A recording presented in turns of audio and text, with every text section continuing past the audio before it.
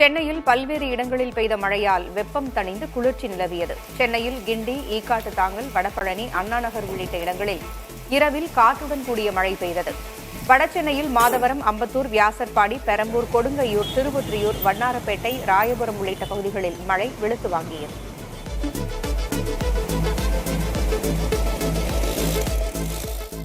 சென்னை புறநகர் பகுதிகளில் பெய்த மழையால் வெப்பம் தணிந்து குளிர்ச்சி நிலவியது. கடந்த சில நாட்களாக கோடை வெயில் சுட்டெரித்த நிலையில் சென்னை மற்றும் புறநகர் பகுதிகளில் பரவலாக மழை பெய்தது. ஆவடி, திருமுல்லைவாயில், பருத்திப்பட்டு, திருவேற்காடு, பூவிருந்தவல்லி, மாங்காடு, குன்றத்தூர், பட்டாபுரம், திருநின்றவூர் உள்ளிட்ட பகுதிகளில் பெய்த மழையால் வெப்பம் தணிந்தது.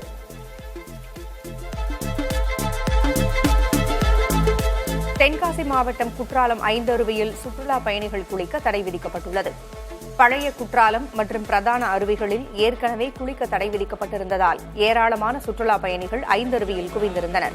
இந்நிலையில் மழையால் நீர்வரத்து அதிகரிக்கக்கூடும் என்பதை கணித்த அதிகாரிகள் உடனடியாக ஐந்தருவியிலும் குளிக்க தடை விதித்து சுற்றுலா பயணிகளை வெளியேற்றினர். அதைத் தொடர்ந்து சில நிமிடங்களிலேயே அருவியில் வெள்ளப்பெருக்கு ஏற்பட்டது.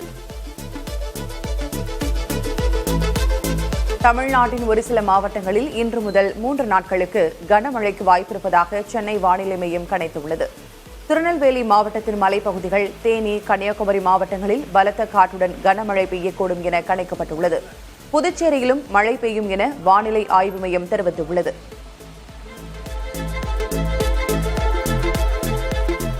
தமிழ்நாடு மற்றும் புதுவையில் 10 இடங்களில் இன்று வெயில் சதமடித்துள்ளது. சென்னை, மதுரை, திருத்தணி, புதுச்சேரி உட்பட 10 இடங்களில் வெப்பநிலை 100 டிகிரி ஃபாரன்ஹீட்டிற்கு மேல் பதிவானது. அதிகபட்சமாக சென்னை மீனம்பாக்கத்தில் 105.3 டிகிரி ஃபாரன்ஹீட் வெயில் பதிவானது.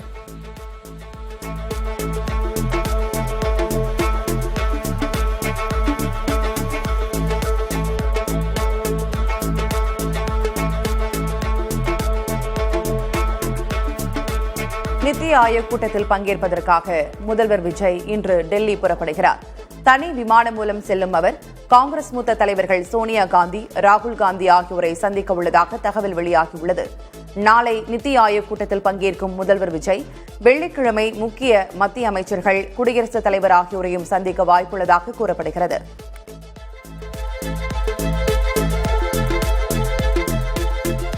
குழந்தைகள் மற்றும் பெண்கள் பாதுகாப்புக்கான சிங்கப்பெண் சிறப்பு அதிரடிப்படை திட்டத்தை முதல்வர் விஜய் தொடக்கி வைத்தார்.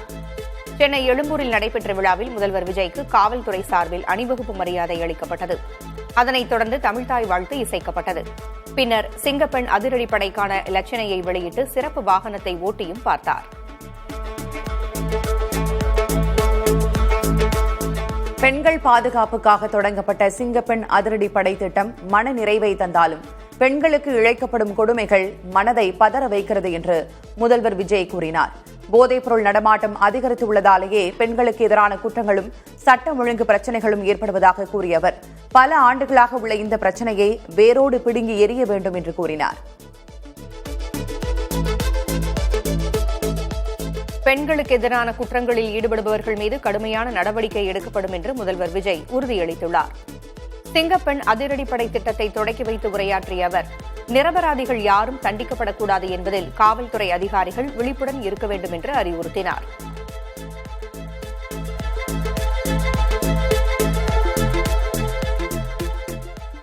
சிங்கப்பெண் சிறப்பு படைக்காக 354 கோடி ரூபாய்க்கும் அதிகமான நிதி ஒதுக்கப்பட உள்ளதாகவும், திட்டத்தின் 2ஆம் கட்டமாக புதிதாக 2500 பணியிடங்கள் உருவாக்கப்படும் என்றும் முதல்வர் விஜய் கூறினார். அதிநவீன வாகனங்களும் உபகரணங்களும் வழங்கப்படும் என்றும் அவர் தெரிவித்திருக்கிறார்.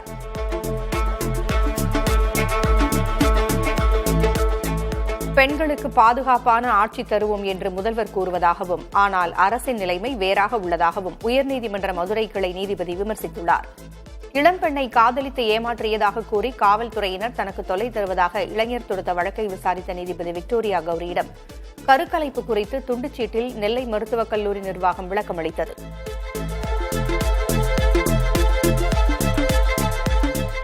தாவேக அரசை ஆதரித்த அதிமுகவின் 21 எம்எல்ஏக்கள் மீது தகுதி நீக்க நடவடிக்கை இல்லை என்று சபாநாயகர் ஜே.சி.டி. பிரபாகர் தெரிவித்திருக்கிறார். சென்னை தலைமைச் செயலகத்தில் செய்தியாளர்களிடம் பேசிய அவர், எம்எல்ஏக்களை மன்னிக்குமாறு அதிமுக பொதுச் செயலர் பழனிசாமி அளித்த கடிதத்தின் அடிப்படையில் முடிவெடுத்ததாக விளக்கமளித்தார்.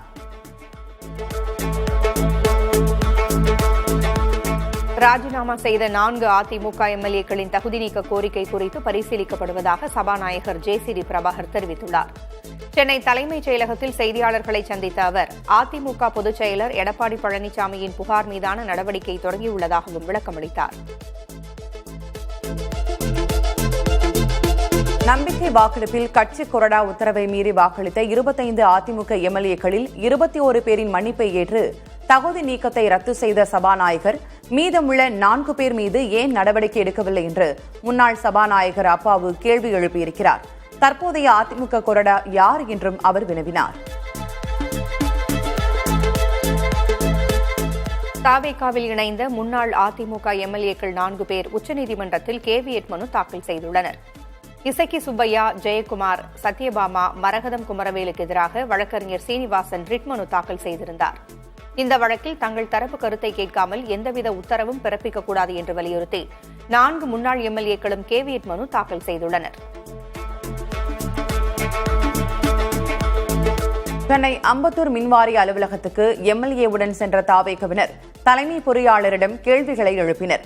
அம்பத்தூர் எஸ்வி நகர், விஜயலட்சுமிபுரம், மேனாம்பேடு உள்ளிட்ட பகுதிகளில் 3 மணி நேரத்திற்கு மேலாக மின்வெட்டு ஏற்பட்டது.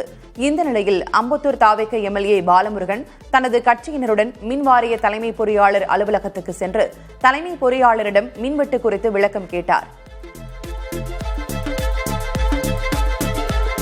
தமிழகமெங்கும் அறிவிக்கப்படாத திடீர் மின்வெட்டு நிலவுவதாக அமமுக பொதுச் செயலர் டிடிவி தினகரன் கண்டனம் தெரிவித்துள்ளார்.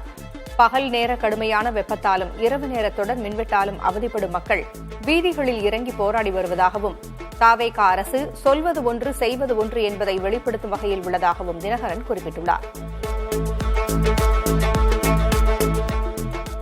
எந்த பகுதியில் எவ்வளவு நேரம் மின்வெட்டு என்பது குறித்து சமூக வலைதளங்கள் மூலம் தெரியப்படுத்தி வருவதாக மின்சாரத்துறை அமைச்சர் நிர்மல்குமார் கூறினார். சென்னையில் செய்தியாளர்களை சந்தித்த அவர் மின்னகம் மூலம் பெறப்படும் புகார்கள் குறித்து உடனடி நடவடிக்கை எடுக்கப்படுவதாகவும் விளக்கமளித்தார்.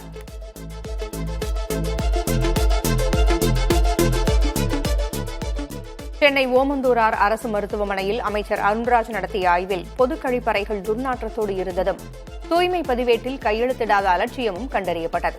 இதையடுத்து தூய்மைப் பணிகளை மேற்கொள்ளும் தனியார் ஒப்பந்த நிறுவனம் இந்த சுகாதார குறைபாட்டிற்கான காரணம் குறித்து 3 நாட்களில் விளக்கமளிக்க கோரி மருத்துவமனை இயக்குநர் மணி நோட்டீஸ் அனுப்பியுள்ளார்.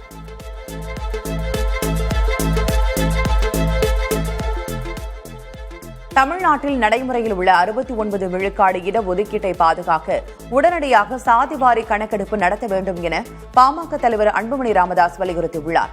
முதல்வர் விஜயை நேரில் சந்தித்து பேசிய அவர் இந்த கோரிக்கை தொடர்பான கடிதத்தையும் வழங்கினார். கர்நாடகாவில் கடந்த 10 ஆண்டுகளில் 2 முறை சாதிவாரி கணக்கெடுப்பு நடத்தப்பட்டுள்ளதை சுட்டிக்காட்டினார்.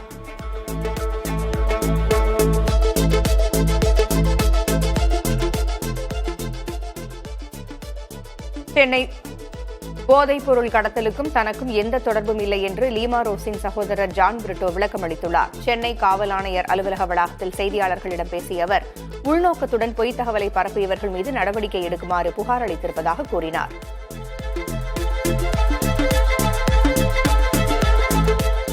தென்கொரியாவுக்கு அரசுமுறை பயணம் மேற்கொண்டிருக்கும் தொழில்துறை அமைச்சர் கீர்த்தனா தூத்துக்குடியில் அமையவிருக்கும் கப்பல் கட்டும் தளம் குறித்து ஹூண்டாய் நிறுவன அதிகாரிகளுடன் ஆலோசித்துள்ளார். அப்போது கப்பல் கட்டுமான தளத்துக்காக நிலம் ஒதுக்குதல், வரி சலுகைகள், நிதி உதவிகள் குறித்து ஆலோசிக்கப்பட்டுள்ளது. மேலும் தென்கொரியாவில் உள்ள உல்சான் கப்பல் கட்டும் தளத்தையும் அமைச்சர் கீர்த்தனா பார்வையிட்டுள்ளார்.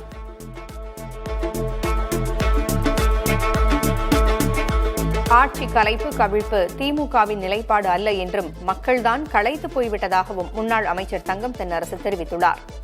திமுக தலைவர் மு.க. ஸ்டாலினின் பேச்சை சிலர் திட்டமிட்டு திரித்து பரப்புவதாக அவர் குற்றம் சாட்டியுள்ளார்.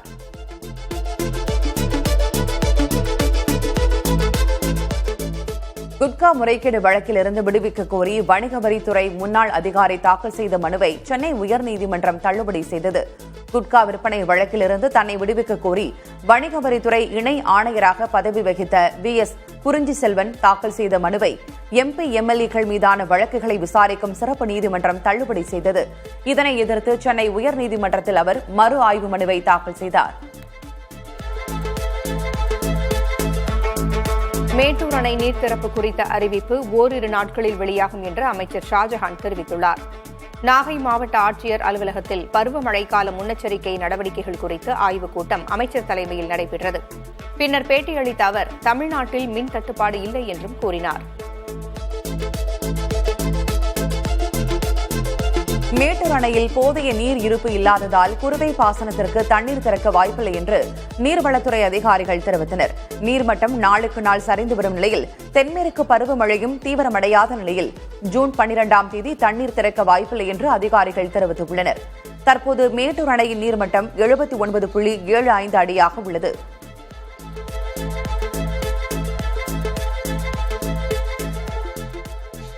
ராஜீவ்காந்தி கொலை வழக்கில் தண்டனை அனுபவித்து விடுதலையான பேரறிவாளன் வழக்கறிஞராக பதிவு செய்த முறை குறித்து சிபிஐ விசாரிக்க வேண்டும் என்ற கோரிக்கையை உயர்நீதிமன்றம் நிராகரித்துள்ளது.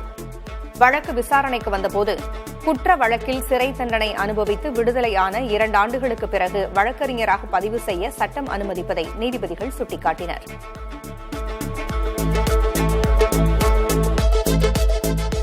தமிழகத்தில் சார் பதிவாளர் அலுவலகங்களில் நடைபெற்ற சோதனையின் அடிப்படையில் 5 சார் பதிவாளர்கள் மீது லஞ்ச ஒழிப்புத்துறை வழக்கு பதிவு செய்துள்ளது. சுபமுகூர்த்த தினமான கடந்த 4ஆம் தேதி 60 சார் பதிவாளர் அலுவலகங்களில் லஞ்ச ஒழிப்புத்துறை சோதனை நடத்தியது.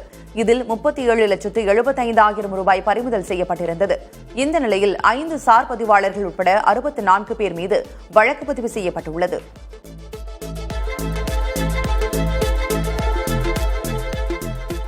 சென்னையில் குப்பை மேலாண்மை ஏன் பெரும் சவாலாக உள்ளது என்பதை ஆராயுமாறு தமிழக அரசு மற்றும் மாநகராட்சிக்கு தென்மண்டல பசுமை தீர்ப்பாயம் உத்தரவிட்டுள்ளது.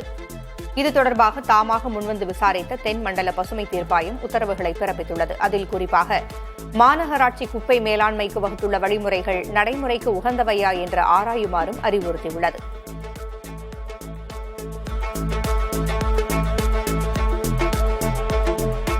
கோவை மாவட்டம் தோலம்பாளையம் பகுதியில் செயல்பட்டு வரும் டாஸ்மாக் மதுபான கடையை மூடக்கோரி பெண்கள் சாலை மறியலில் ஈடுபட்டனர். இந்த கடையால் அந்த வழியாக தங்களால் நடந்து கூட செல்ல முடிவதில்லை என்று கூறும் பெண்கள் விரைந்து டாஸ்மாக் கடையை மூட வேண்டும் என வலியுறுத்தினர். தொடர்ந்து வட்டாட்சியர் கவிதா நடத்திய பேச்சுவார்த்தையை தொடர்ந்து பொதுமக்கள் அங்கிருந்து கலைந்து சென்றனர்.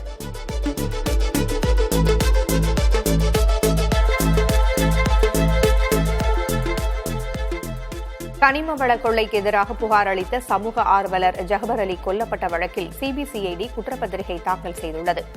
புதுக்கோட்டை நீதித்துறை நடுவர் நீதிமன்றத்தில் குற்றஞ்சாட்டப்பட்ட 5 பேர் மீதும் 800 பக்கத்தில் குற்றப்பத்திரிகை தாக்கல் செய்யப்பட்டுள்ளது. கனிம வள கொள்ளைக்கு எதிராக புகார் அளித்த ஜஹபர் அலி கடந்த 2025ஆம் ஆண்டு லாரி ஏற்றி கொல்லப்பட்டார்.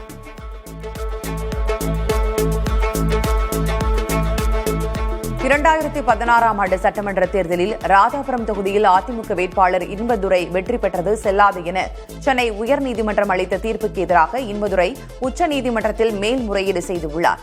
உச்சநீதிமன்றத்தின் முந்தைய உத்தரவை மீறி வரம்புகளை கடந்து உயர்நீதிமன்றம் இந்த தீர்ப்பை வழங்கியிருப்பதாக இன்பதுரை தனது மேல்முறையீட்டு மனுவில் குறிப்பிட்டுள்ளார்.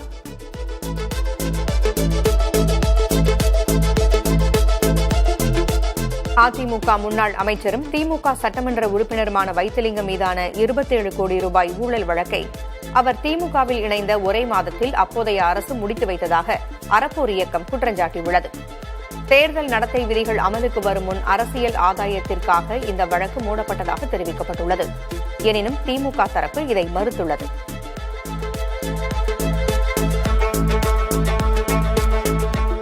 மறைந்த முதல்வர் ஜெயலலிதாவின் மரணம் குறித்த விசாரணை அறிக்கை மீது தமிழக அரசு இதுவரை எந்த இறுதி முடிவும் எடுக்கவில்லை என்பது தகவல் அறியும் உரிமைச் சட்டத்தின் மூலம் தெரியவந்துள்ளது.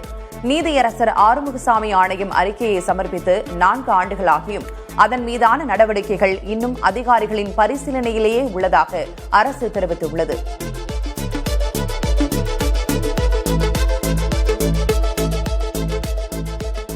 கேரளாவில் தொடங்கிய தென்மேற்கு பருவமழை தற்போது கொடைக்கானல் மலைப்பகுதிகளில் தீவிரமடைய தொடங்கியுள்ளது. தேனி மாவட்டத்தின் பெரியகுளம், வருசநாடு, வைகை அணை உள்ளிட்ட பகுதிகளிலும் பரவலாக சாரல் மழை பெய்து வருகிறது. கோக்கஸ் பள்ளத்தாக்கு, பசுமை பள்ளத்தாக்கு போன்ற பகுதிகளில் மேகங்கள் சூழ்ந்திருக்கும் அழகிய காட்சிகளை சுற்றுலா பயணிகள் கண்டு ரசித்து வருகின்றனர்.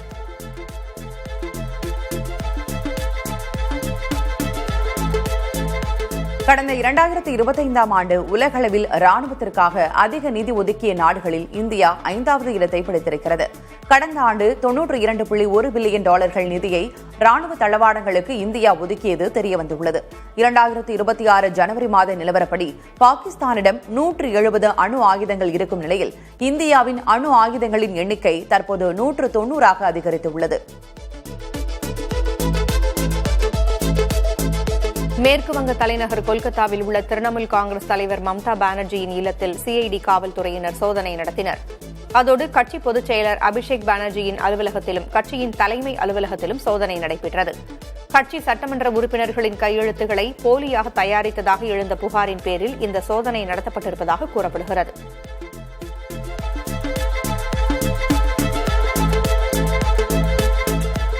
திரிணாமுல் காங்கிரஸ் எம்பிக்களின் ஆதரவு கிடைக்கும் சூழல் உருவாகியிருப்பதால் தொகுதி மறுவரையறை மசோதாவை மீண்டும் கொண்டுவர மத்திய பாஜக அரசு திட்டமிட்டுள்ளதாக தகவல்கள் வெளியாகியுள்ளன. திரிணாமுல் காங்கிரஸ் 20 மக்களவை எம்பிக்கள் பாஜக தலைமையிலான மத்திய அரசுக்கு ஆதரவளிக்க விருப்பம் தெரிவித்திருக்கிறார்கள். இதன் மூலம் மசோதாவை நிறைவேற்ற அரசுக்கு சாதகமான சூழல் உருவாகியுள்ளதாக கருதப்படுகிறது. கர்நாடக முதல்வர் டி.கே. சிவக்குமாருக்கு அவரது சொந்த தொகுதியான கனகபுராவில் தொண்டர்கள் பிரம்மாண்ட ஆப்பிள் மாலை அணிவித்து வரவேற்பளித்தனர். மலர் மாலை ஒவ்வாமை காரணமாக இந்த விசேஷ மாலை அவருக்கு அணிவிக்கப்பட்டது. அப்போது மாலையிலிருந்து ஒரு ஆப்பிளை பறித்து கடித்த சிவக்குமார் மீதி பழத்தையும் மற்ற ஆப்பிள்களையும் உற்சாக மிகுதியில் தொண்டர்களை நோக்கி வீசினார்.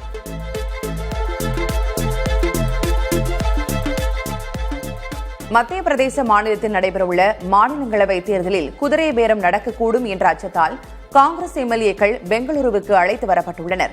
எம்எல்ஏக்கள் ஆதரவு அடிப்படையில் பாஜக 2 இடங்களிலும் காங்கிரஸ் 1 இடத்திலும் வெல்லும் நிலை உள்ளது. இந்நிலையில் பாஜக 3வது ஒரு வேட்பாளரை நிறுத்தியுள்ளதால் குதிரை பேரம் நடக்க வாய்ப்புள்ளதாக காங்கிரஸ் கருதுகிறது.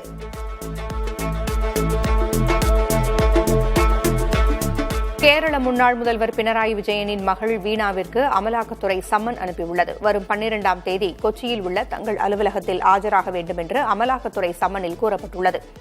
வீணா நடத்தி வந்த நிறுவனம் சுரங்க நிறுவனம் ஒன்றோடு மேற்கொண்ட வியாபாரத்தில் சட்டவிரோத பணப்பரிமாற்றம் நடந்ததாக குற்றச்சாட்டு உள்ளது.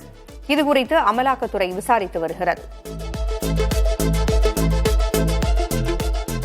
அமெரிக்காவின் லாஸ் ஏஞ்சலஸ் மேயர் தேர்தலில் தற்போதைய மேயர் கரண் பாஸை எதிர்த்து போட்டியிட இந்திய வம்சாவளியைச் சேர்ந்த நித்யா ராமன் தகுதி பெற்றுள்ளார்.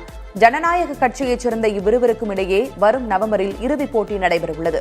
இதனால் குடியரசுக் கட்சி வேட்பாளர் ஸ்பென்சர் பிராட் போட்டியிலிருந்து வெளியேறியுள்ளார்.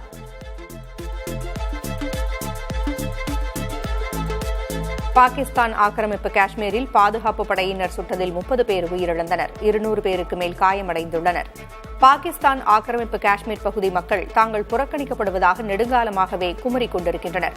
இந்நிலையில் அரசுக்கு எதிராக மக்கள் போராட்டத்தில் இறங்கியுள்ளனர். பாதுகாப்பு படையினருக்கு எதிராக போராட்டக்காரர்கள் பெட்ரோல் குண்டுகளை வீசியும் கற்களை வீசியும் தாக்கினர்.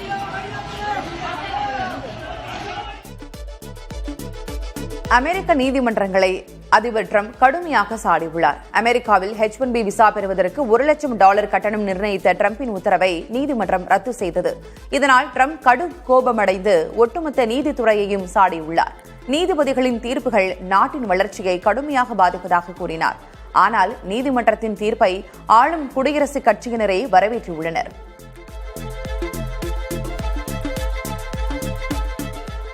பிலிப்பீன்ஸில் ஏற்பட்ட 7.8 ரிக்டர் அளவிலான நிலநடுக்கத்தில் உயிரிழந்தோர் எண்ணிக்கை 37ஆக உயர்ந்திருக்கும் நிலையில் அங்கு சோக கதைகள் நெஞ்சை உலுக்குகின்றன. ஜெனரல் சாண்டோஸ் நகரில் இடிந்து விழுந்த கட்டடத்தின் வெளியே தியோஸ்லிண்டா என்ற 65 வயது தாய் இடிபாடுகளுக்குள் சிக்கியிருக்கும் தன் மகன் ஜோவியின் புகைப்படங்களை பார்த்தபடி கண்ணீருடன் காத்திருக்கிறார்.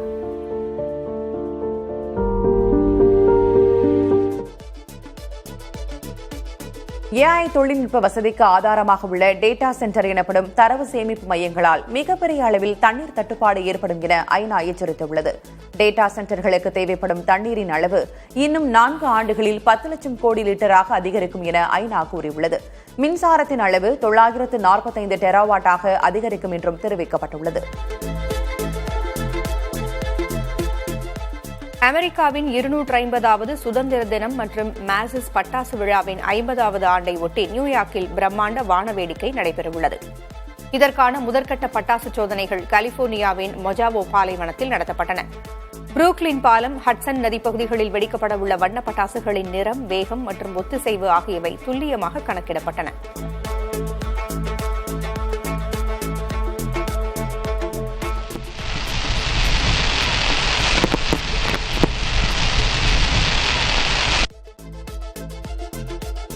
சர்வதேச கால்பந்து சங்கத்தில் புதிய பிரச்சினை வெடித்துள்ளது.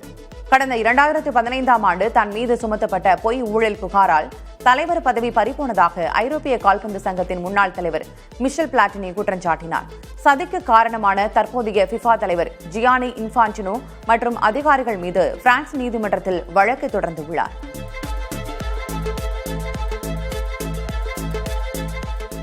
உலகக்கோப்பை கால்பந்தில் 8 அதிரடி விதிமுறைகள் அறிவிக்கப்பட்டுள்ளன. களத்தில் மோதல் சூழலின் போது வாயை மூடி பேசினால் ரெட் கார்டு வழங்கப்படும். நடுவரின் முடிவை எதிர்த்து வெளியேறினால் சிவப்பு அட்டை காட்டப்பட்டு அந்த அணி தோற்றதாக அறிவிக்கப்படும். கால தாமதத்தை தவிர்க்க த்ரோ இன் மற்றும் கோல் கிக்கிற்கு 5 வினாடியும் மாற்று வீரர்கள் வெளியேற 10 வினாடிகளும் அவகாசம் தரப்படும். கால்பந்து மைதானத்தில் சிகிச்சை பெறும் காயமடைந்த வீரர்களுக்கு புதிய மருத்துவ விதிமுறைகளும் கொண்டுவரப்பட்டுள்ளன. மேலும் வீரர்களின் நலனுக்காக ஒவ்வொரு பாதியிலும் 3 நிமிடம் தண்ணீர் இடைவேளை கட்டாயமாக்கப்பட்டுள்ளது. இறுதியாக கோல் கீப்பர் சிகிச்சையின் போது ஆலோசனைகளுக்கு தடை விதிக்கப்பட்டுள்ளது. அதாவது மற்ற வீரர்கள் மைதான எல்லையை விட்டு வெளியேறி பயிற்சியாளர்களுடன் ஆலோசிக்க முடியாது. கோவை மாவட்டம் மேட்டுப்பாளையத்திற்கு அருகே தோலம்பாளையம் பகுதியில் இயங்கி வரும் டாஸ்மாக் மதுபான கடையை மூடக்கோரி பெண்கள் சாலை மறியலில் ஈடுபட்டனர். இந்த டாஸ்மாக் கடையால் அந்த வழியாக தங்களால் நடந்து கூட செல்ல முடிவதில்லை என்று கூறும் பெண்கள் விரைந்து டாஸ்மாக் கடையை மூட வேண்டும் என்று வலியுறுத்தினர். தொடர்ந்து வட்டாட்சியர் கவிதா நடத்திய பேச்சுவார்த்தையை அடுத்து பொதுமக்கள் அங்கிருந்து கலைந்து சென்றனர்.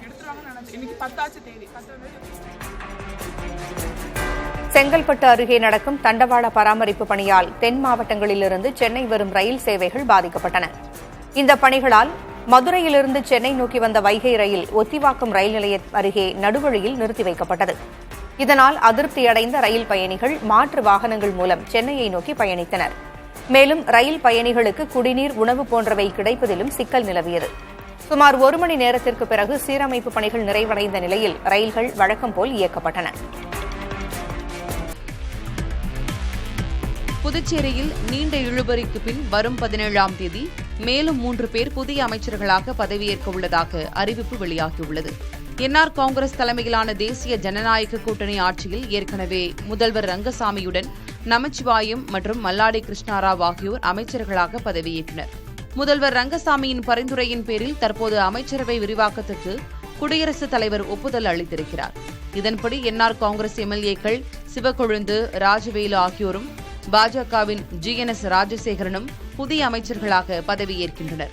வரும் 17ஆம் தேதி காலை ஆளுநர் மாளிகையில் நடைபெறும் விழாவில் துணைநிலை ஆளுநர் கைலாசநாதன் புதிய அமைச்சர்களுக்கு பதவி பிரமாணம் செய்து வைக்க உள்ளார்.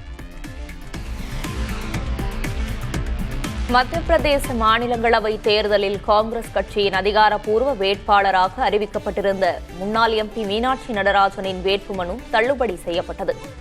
வேட்புமனு தாக்கலின் போது சமர்ப்பிக்கப்பட்ட ஆவணங்களில் தொழில்நுட்ப தவறுகளும் போதிய விவரங்கள் இல்லாமையும் கண்டறியப்பட்டதால் மனு தள்ளுபடி செய்யப்பட்டதாக கூறப்படுகிறது. இதனால் பெரும் பின்னடைவை சந்தித்துள்ள காங்கிரஸ் கட்சி மனு தாக்கல் செய்வதற்கான காலக்கெடு முடிந்துவிட்டதால் புதிய வேட்பாளரை களமிறக்க முடியாத இக்கட்டான நிலைக்கு தள்ளப்பட்டுள்ளது.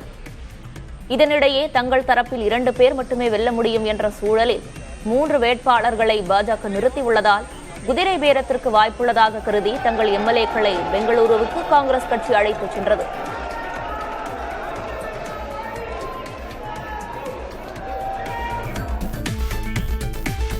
மேற்கு வங்க தலைநகர் கொல்கத்தாவில் உள்ள திரிணாமுல் காங்கிரஸ் தலைவர் மம்தா பானர்ஜியின் இல்லத்தில் CID காவல்துறையினர் சோதனை நடத்தினர். அதோடு கட்சி பொதுச் செயலர் அபிஷேக் பானர்ஜியின் அலுவலகத்திலும் கட்சியின் தலைமை அலுவலகத்திலும் சோதனை நடைபெற்றது. கட்சி சட்டமன்ற உறுப்பினர்களின் கையெழுத்துக்களை போலியாக தயாரித்ததாக எழுந்த புகாரின் பேரில் இந்த சோதனை நடத்தப்பட்டுள்ளதாக கூறப்படுகிறது.